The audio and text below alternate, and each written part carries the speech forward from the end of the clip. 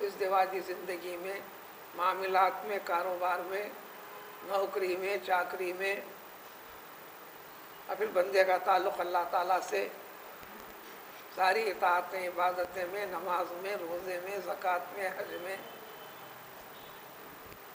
ان تمام کے تمام چیزوں میں اسلامی رنگ ظاہر ہونا، اس کے لیے بھی، کرنے والے کے لیے بھی، اس کرنے والے کو جو دیکھ رہے ہیں،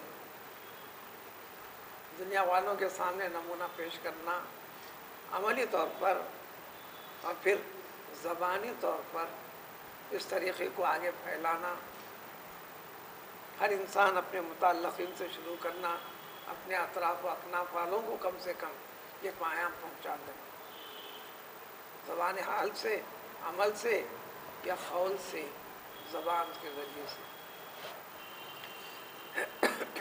اس طریقے کو کمزور کرنے کی فکر میں دنیا رہا کرتی ہے۔ اللہ نے یہ تاکید پڑھائی، یہ سبق اس سورے کے اندر سب سے زیادہ پڑھائے ہیں اللہ تعالیٰ۔ یہاں کوئی شادی بیاہ کے مسائل بیان کرتا ہے کلام پاک، کاروبار کے طریقے بتاتا ہے، حکومت و سیاست کے طریقے ظاہر کرتا ہے، اور پھر دین اسلام کو باقی رکھنے کے طریقے سکھاتا ہے۔ دین اسلام کی بقا دین اسلام سے جڑے ہوئے افراد کی پختگی کا نام ہے۔ اس سلسلے میں چند چیزیں اس آیت شریفہ سے پہلے ذکر کی گئی، پھر مزید اسی سلسلے کو آگے بڑھاتے ہوئے آج کی ان آیتوں میں ذکر ہے۔ پہلے جو ذکر تھا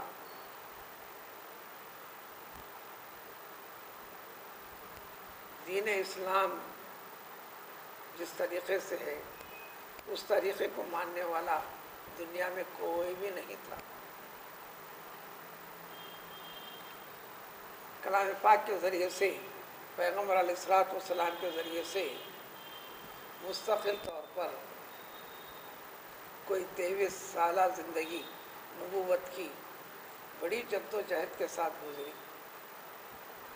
اس طریقے کو باقی رکھنے کے لیے جان دینا پڑی، مال دینا پڑا، وطن چھوڑنا پڑا، جاگیر جائیداد سے دستبردار ہونا پڑا،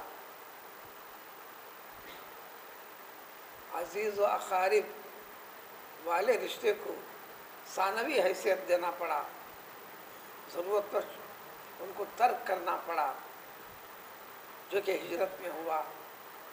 آخری مرحلہ اس دین اسلام کو قائم اور باقی رکھنے کے لیے، اس پودے کو نشو و نما کی آخری منزل تک پہنچانے کے لیے کسی کو بیٹے کے خلاف میں تلوار اٹھانی پڑی، تو کسی کو باپ کے خلاف میں، کسی کو بھائی کے خلاف میں۔ یہ ثابت کر کے بتایا گیا کہ سارے کے سارے تعلقات دنیا کے جو بعد والے ہیں، سب سے پہلا طریقہ جو پیدا کیا ہے اس کا حق ہے انسان کے اوپر، لیکن اس طریقے، اس نقطہ اسلام کو اور دین کو کمزور کرنے کے لیے دنیا کرتی ہے اور دنیا کی زندگی کرتی ہے۔ لہذا مسلمان کے لیے خاص طور پر تاکید، اور جتنے اسلام لائے ہیں یہ حقیقت ہے، توحید کے راستے سے کم و بیش ہر انسان ہٹ گیا تھا۔ جو دعوے دار تھے ان میں بھی خرابی تھی، کرسچن، عیسائی، توحید کے دعوے دار، توحید کے خلاف، حضرت عیسیٰ کو حضرت مریم کے بارے میں عقیدہ کچھ کا کچھ بٹھا لیا جو توحید کے خلاف تھا۔ یہودی توحید کے خلاف، ہر نبی کی تصدیق توحید کی بنیادی چیزوں میں سے، انہوں نے نبی کا انکار کیا، حضرت عیسیٰ کا انکار کیا، حضرت عیسیٰ کو آگے بڑھ کر سولی پر چڑھائے، اگرچہ کہ وہ چڑھے نہیں، جس کو سولی پر چڑھائے وہ پیغمبر حضرت عیسیٰ علیہ السلام نہیں تھے، اور دیگر انبیاء کرام علیہ السلام کو قتل کیے۔ بیسوں انبیاء کرام علیہ السلام کو قتل کیا۔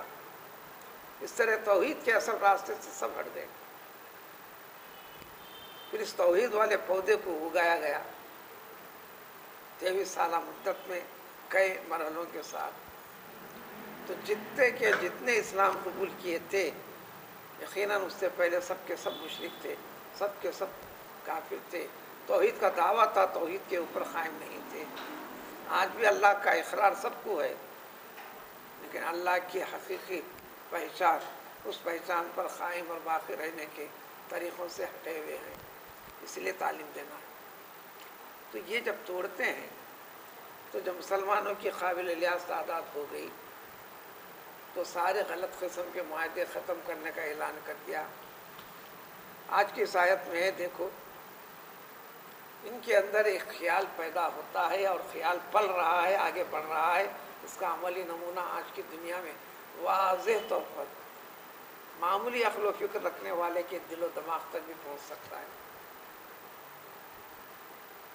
جو کئی قسم کی رکاوٹیں پیدا کرنا، کئی قسم کے دنیاوی ہتھ کنڈے اختیار کرنا، جانی نقصان پہنچانا، مالی نقصان پہنچانا، اقتدار کے اعتبار سے بالکل محروم رہنے کے طریقے اختیار کرنا، معاشی حالت میں کبھی آگے نہیں بڑھنا وغیرہ وغیرہ، یہ سارے کے سارے چیزیں اسی سلسلے کی کڑی ہیں. اس سلسلے میں ذکر ہوتا ہے کہ لہذا یہ لوگوں کی کوشش یہی ہے، اگر ان کو موقع مل جائے کسی بھی پہلو کے ساتھ تم پر معاہدے کرنے کے باوجود، تم ساتھ اٹھتے بیٹھتے ہو، کاروبار کرتے ہو، معاملات کرتے ہو، آپسی معاشرتی زندگی گزارتے ہو، پرامن رہ کر، یہ ہمارے اپنے سمجھ کر، یہ تمہاری سمجھ کے اوپر پوری طرح اطمینان مت رکھو، احتیاط والا معاملہ اختیار کرو. دین والے معاملے میں، ایمان کو باقی رکھنے والے معاملے میں اگر ذریعہ دیر کے لیے کسی بھی طریقے سے حالات کشیدہ ہوئے، تو بھیڑ ہو گئی، اب غالب آئے تو نہ تمہارے اڑوس پڑوس ہونے کا خیال رکھیں گے، اگر رشتہ داری سے بھی جڑے ہوئے تو اس کا بھی خیال نہیں رکھیں گے، نہ محلے داری کا خیال رکھیں گے. لا یرقبون فی مؤمن، وہ لحاظ نہیں رکھیں گے کسی بھی مومن کے بارے میں.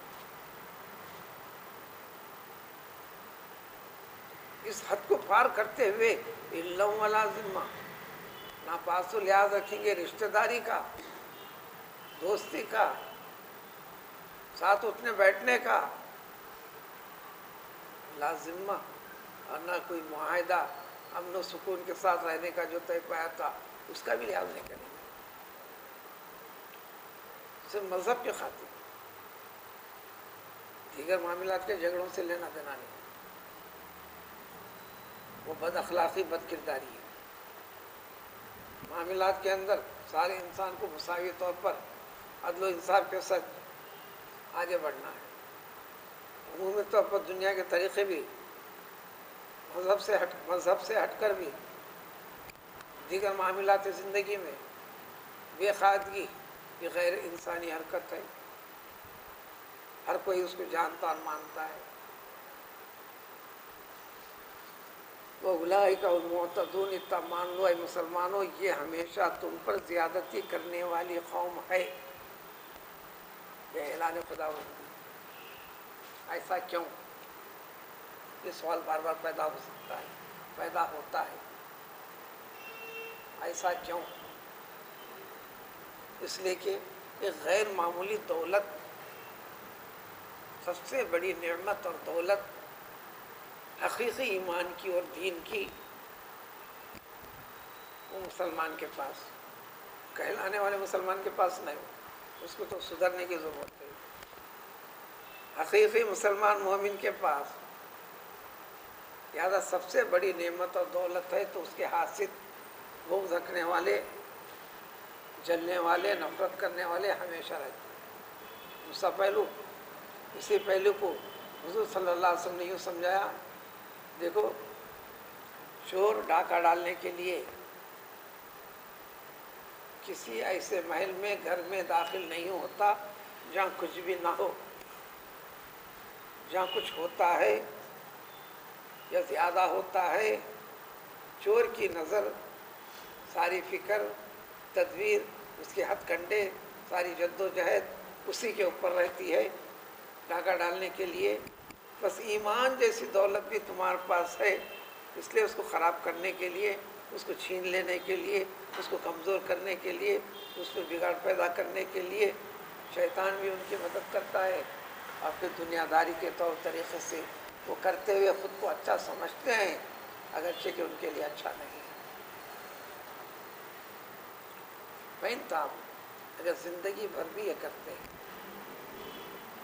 پہلے بیسیوں کا قتل بھی کیا ہو، بیسیوں کو جانی مالی نقصان پہنچایا، بد کرداری کے اندر بھی زندگی گزارا ہو، کوئی بھی انسان غیر اسلام والوں سے، مسلمان کو تاکید ہے فَإِن تَابُوا، اگر یہ توبہ کر لیتے ہیں، یعنی غیر اسلامی ہر طریقے سے اپنے آپ کو آزاد کر دیتے ہیں، اسلام میں داخل ہو جاتے ہیں، لیکن توبہ کا ثبوت بھی پیش کرنا ہوگا کہ نماز کو ہمیشہ اس کے اہتمام کے ساتھ، اس کے آداب کے ساتھ قائم اور باقی رکھتے ہیں. یہ بدنی عبادت ہوئی. وَآتُوا الزَّكَاةَ وَآتَوُا الزَّكَاةَ، دونوں ایک ہی بات ہے. مالی عبادت، عبادت سے بدن سے نہیں، عبادت کا تعلق انسان کے مال سے. مال کتنا ہوتا ہے اس کی فکر نہیں. 2 کھجور کا مالک بھی ہے تو 1 کھجور خیرات کر سکتا ہے، کرنا ہے، جو سمجھنے والی کیفیت ہے. یہ 2 چیزوں کو ذکر کیا. یہ دونوں چیزیں انسان کی زندگی کے تمام پہلوؤں سے جڑے ہوئے ہیں. یعنی دین اسلام میں جتنے طور طریقے کرنے کی تاکید کی ہے، احکام دیے ہیں، جن کو حرام قرار دیا اس سے نفرت کرنا، جس کو حلال قرار دیا اس کی طرف آگے بڑھنا، جو اطاعتیں عبادتیں کرنے کا حکم طے کرنا،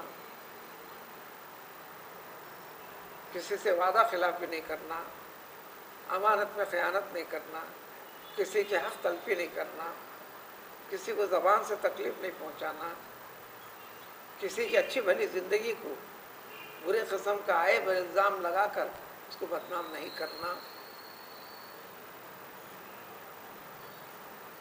کھانے پینے کی چیزوں میں شراب وغیرہ سے، معاملات میں سود خواری وغیرہ وغیرہ وغیرہ ساری چیزوں سے، یہ سارے کے سارا عملی زندگی یہ انسان کی توبہ کے اوپر یہ ثبوت اور سرٹیفکیٹ ہے. اگر یہ زندگی میں ڈل جاتے ہوں، فَإِخْوَانُكُمْ فِي الدِّينِ، اے مسلمانوں یہ تمہارے دینی اعتبار سے پکے سچے اچھے بھائی ہیں، برادر ہیں. اگرچہ زندگی کا پچھلا حصہ بڑا خطرناک گزرا، انسانوں کو راحت نہیں ملی، عزیز و اقارب پریشان رہے، اڑوس پڑوس کی زندگی تنگ کر کے رکھا تھا، وغیرہ وغیرہ کچھ بھی کیا تھا. توبہ کا مطلب یہ ہوا کہ ساری خرابیوں سے باز آ کر اللہ کو مان کر اللہ کے بتائے طریقے سے تمہارے اسلام میں داخل ہو جائے تو وہ تمہارا دینی اعتبار سے حقیقی بھائی ہوگا، دینی حقیقی بھائی ہوا. لہذا دین اسلام کی جتنے سہولتیں ہیں، جتنے حقوق ہیں، ان تمام کا حقدار ہے. مرنے پر مسلم قبرستان پر اور دیگر قسم کے علیہ صلیح کے سارے اصول دیے جائیں گے اور اللہ تعالیٰ اس کے سارے بڑے گناہ کو معاف کر دے گا.